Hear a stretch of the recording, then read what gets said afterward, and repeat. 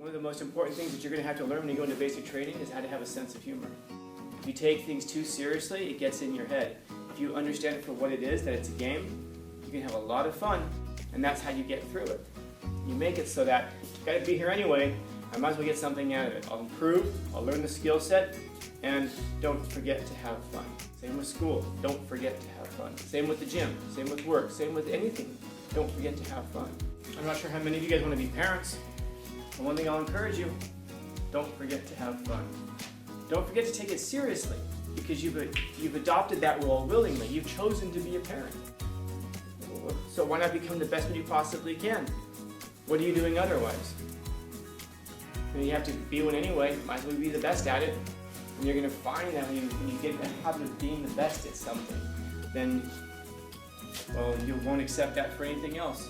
If you go to work and you put in just a little bit more effort and you look around, you're going to realize, wow, very few people are putting in all that effort. Forget work. Come to school. Look around you. You can look around you right now. How many people are really putting in the effort? Like yesterday somebody asked me that. Why does I do what I do? And I said, it's because I've got someplace I have to be. I've got someplace I have to be. Is there someplace you have to be? Do you have an appointment? Is there an achievement, a goal, something that you have to be at?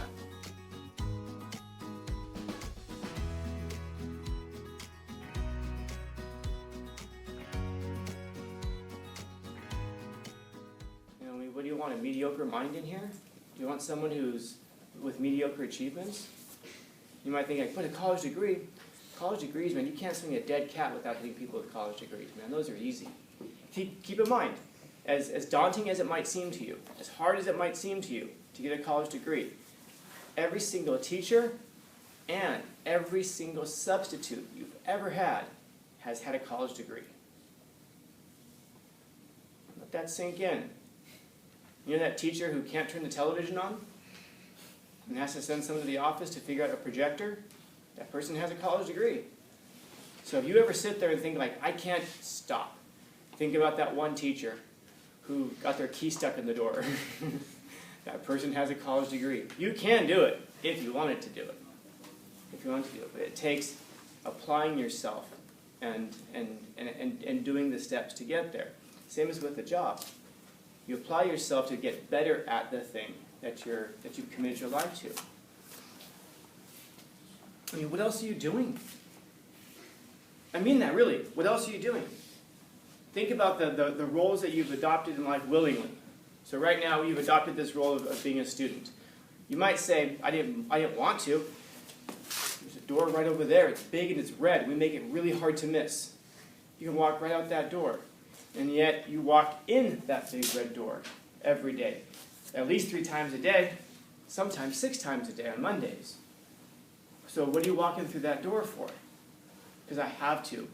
Oh my God, then that's, maybe. Not really, because you can always choose not to. But maybe. You feel like you have to. Well, then you're here anyway. Why not get better? Why not? It's like if you're going to the gym and you're being forced, let's say that your parents force you to go to the gym. Why not lift a weight once in a while? What else are you doing besides getting better? You know, you're going to have to be here anyway, meaning here in life, whether it's here in the school, or whether it's here as in the gym, or whether it's here as in at work. You're going to have to be there anyway if you feel like you have to be there. Why not get something out of it? Why not get better? If you're going to work, you have a choice. Work sucks. Does it? Well, with that attitude, certainly. You know. Anybody here want to go in the military, by any chance? Yeah. One of the most important things that you're going to have to learn when you go into basic training is how to have a sense of humor. If you take things too seriously, it gets in your head. If you understand it for what it is, that it's a game, you can have a lot of fun. And don't mouth off about it, but you have a lot of fun, and that's how you get through it. You make it so that, I've got to be here anyway, I might as well get something out of it. I'll improve, I'll learn the skill set, and don't forget to have fun. Same with school, don't forget to have fun. Same with the gym, same with work, same with anything. Don't forget to have fun. I'm not sure how many of you guys want to be parents, but one thing I'll encourage you, don't forget to have fun. Don't forget to take it seriously. because you've adopted that role willingly. You've chosen to be a parent.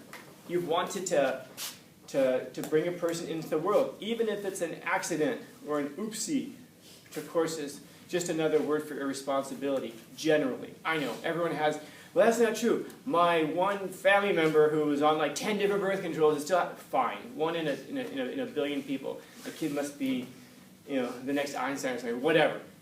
Fine. But 99% of us, man, we know what we're talking about. So you've chosen willingly to become that parent. So why not become the best one you possibly can? What are you doing otherwise? I mean, you have to be one anyway. Might as well be the best at it. And you're going to find that when you get the habit of being the best at something, then, well, you won't accept that for anything else. I was walking through my gym last night, and there's this guy, Roz. Roz is he's a black belt in judo. Roz is he's that guy who always is very upright. And if you walk past him in the street, you look at him and you go, he does something. There's something about the way he walks. There's something about the way he carries himself. And he was talking to this other friend of mine. I don't even know his real name. We call him Savage. I don't even know if Roz is Roz's real name. Everybody gets a nickname, so I have no idea what people's real names are. There's a dude who comes to school here who trains with us. They call him Lili. I don't know what his real name is. I've known the guy for 3 years, never known his actual real name. But anyway, Roz is talking to this one person, and I'm walking past, and Roz goes, "Professor," I go, "Yeah." He goes, "Do you have to be the best at everything?" I said, "Yes." He goes, "Okay, thanks." And I walked away.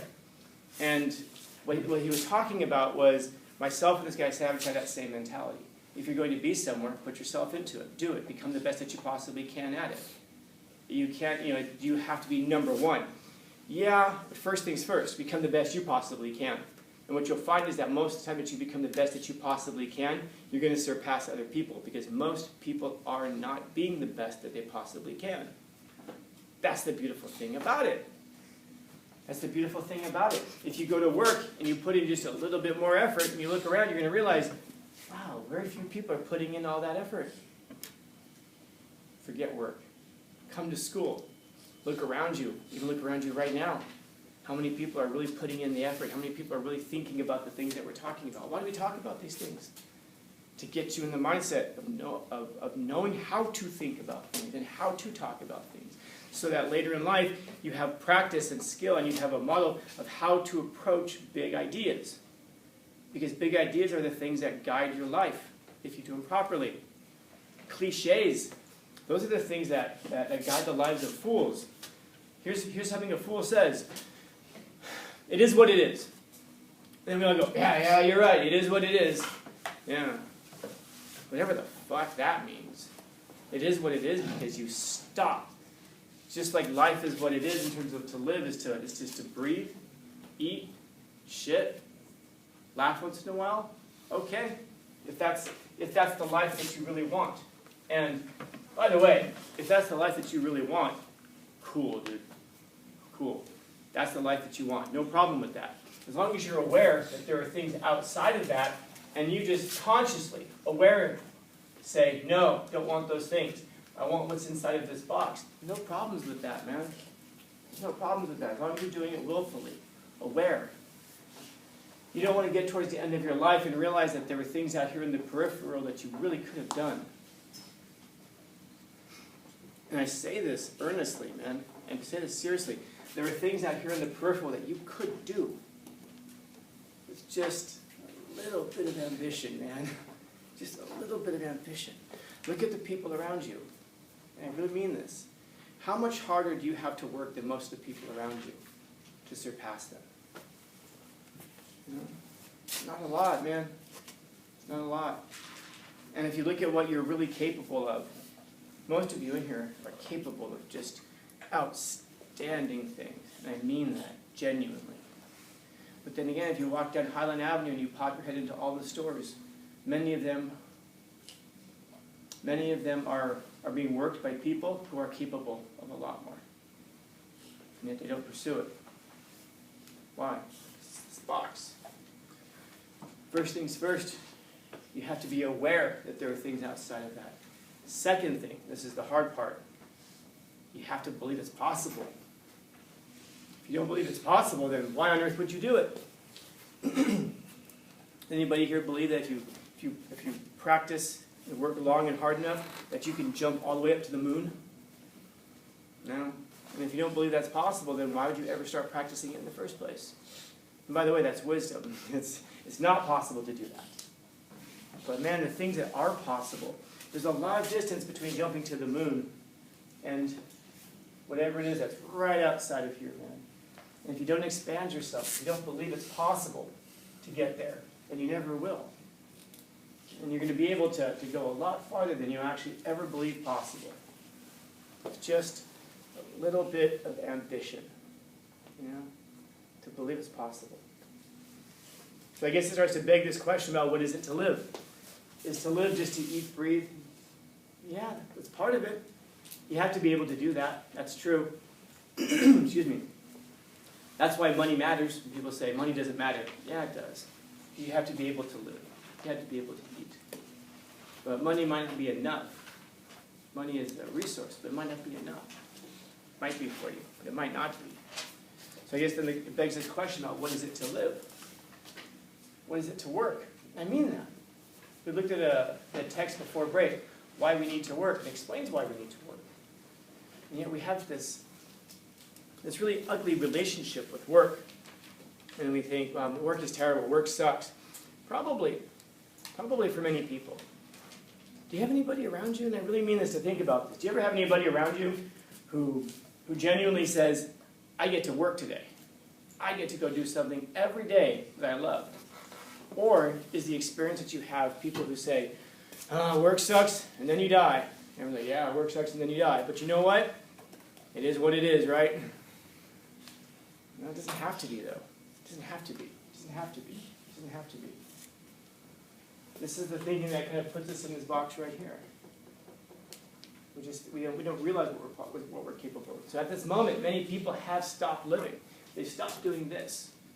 Finding the meaning, finding the purpose, and pursuing it relentlessly. Relentlessly. They don't become angry. What bothers us? Shrug our shoulders, nothing. We don't cry out. We don't flip out. We don't sit in our cars, pull over, and scream because we're not able to do, because there's no yearning in us to be someplace else. Sometimes if you ask me why I do some of the things I do, like yesterday somebody asked me that, why does I do what I do? And I said, it's because I've got someplace I have to be. I've got someplace I have to be. And if you had the time, I could tell you what that is, where those places are, but there's multiple places I have to be. Is there some place you have to be? Do you have an appointment? Is there an achievement, a goal, a something that you have to be at? If not, you're probably doing this, and you're waiting for it to turn up. And it might. But I guess the question is going to be, how will you know it when you see it? How will you recognize it? How will you recognize the thing? You very well might have come across it already. I look at many of you, and I just think, like, people ask me if I get annoyed with students and frustrated with students. I don't. Why? Because anytime I look at you and I'm about to think, you are a useless piece of, I could stop and go, remember yourself in high school again? Yeah, but no, I guess I did. Okay, but I never, oh no, I did that too. And I can look at you and go, yeah, but your grades suck. Oh, yeah. A 1.8. Some of you are suddenly going like a 1, whatever, I'm a 1.2. Man, once you get below 2, it's all the same, isn't it? 1.2, 1.8. Yeah. Still a 1. What's that? Still a 1. Still a 1, man. Can you turn it around? Yeah. How many chances should you get to turn it around? Many. How many? Whole year? Whole year? How many chances should you get? I guess as many as you need. Yeah. I told someone recently, I won't get tired of giving you chances, but you might run out of time. That's all. In other words, people will give you opportunities, but you just might run out of time to take advantage of those opportunities. You don't want that to happen. Those are the worst things. You can look back and say, oh my God, I had all these chances, all these opportunities, and you did. All of us have. Even if you've had less than others, you still had lots. And it's a hard thing to have to look back and go, man, what could I have done? Because whatever you could have done, of course, is perfect, right? It's always those rose-colored glasses. Whatever I would have done would have been perfect. But we're waiting for time to pass. We don't accept the challenges of life. We're just waiting for the time to pass. What's going to happen at the end? We're going to die. You guys ever go to a cemetery? Yes. You should. Go, walk around. Read the gravestones. It's amazing. It's amazing. Here's what you find most of the time. A name. 2 dates. That's it. It's your life. An anonymous name on a stone, planted into the grass, with a beginning point and an end point. Nothing else about you. Sometimes you get really elaborate ones that say things like, husband, father, and son. We will miss you. And then we sit there and go, you will be missed. Have some fun. Go to a cemetery, make sure you take your phone with you. And then find people who have died recently. And then look at, especially if they've died young, and then look them up. See if you can find out what happened to them. I was reading a story. I went to a cemetery over break, Greenwood, over off of Imperial, not too far from there, by the Home Depot. And I wandered into this one area. It's a really nice area. And I wonder why that one's nicer than the rest of the cemetery, but it is. And there was a big grave there, and I'm looking at this dude who's like, I think he was 23. And I'm looking, and there's even a picture of him on the stones. And I go, what happened to this dude? So I looked him up. There's a news article about the kid. I shouldn't say kid. News article about the man.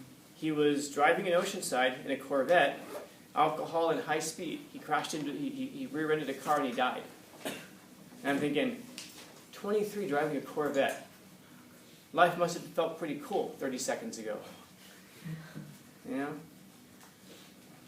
And I'm thinking, if he's driving a Corvette, I don't know what his life situation was like, but I wonder how much more he could have done. But it's that alcohol, man. I got to him. I have a good friend right now. Alcohol is killing him, dude. And he could do so much. You know? That's a common story. How many of you in here could be doing so much more than what you're doing right now? And I think we take the wrong attitude towards it a lot of times. You can get mad at you. I'm not mad at you, man. I don't know. Because I can look at you and I can realize that everybody in here probably is capable of a hell of a lot more than what you're doing right now. I can realize that. It's just going to suck if someday you realize it and it's too late. Hopefully you realize it before it's too late. I genuinely mean that. You've got 1 quarter left here, and then you got 2 more years after that. Hopefully, decades and decades and decades after that. I don't know. I have many students who have died before they reached their 20th birthday, though. If you do, I'm going to say something nice. You will be missed, but it is what it is, right? Questions, comments, concerns, complaints, criticisms, critiques? Happy Monday, happy Tuesday.